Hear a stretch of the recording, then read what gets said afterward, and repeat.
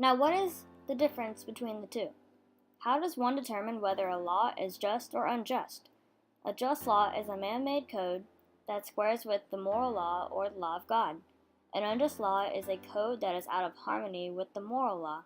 To put it in the terms of St. Thomas Aquinas, an unjust law is a human law that is not rooted in eternal law and natural law.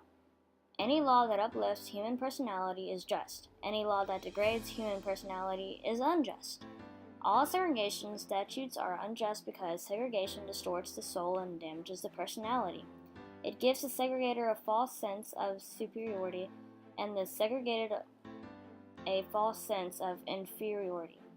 Segregation, to use the terminology of the Jewish philosopher Martin Buber, substitutes an I-it relationship for an I-thou relationship and ends up relegating persons to the status of things.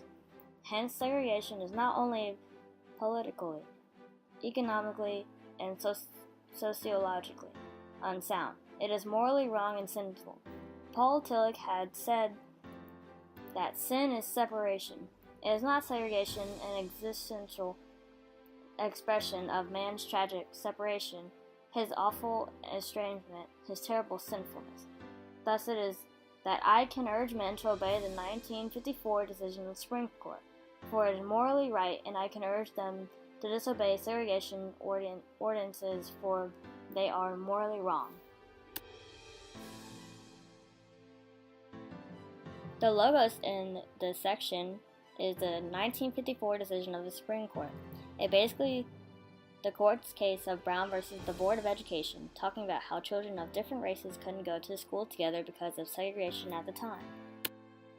The ethos in this section is St. Thomas Aquinas and Martin Buber.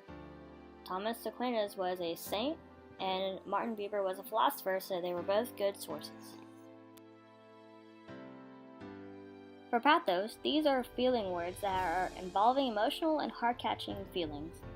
All segregation statutes are unjust because segregation distorts the soul and damages the personality. It is morally wrong and sinful. Is not segregation an existential expression of man's tragic separation, his awful estrangement, his terrible sinfulness?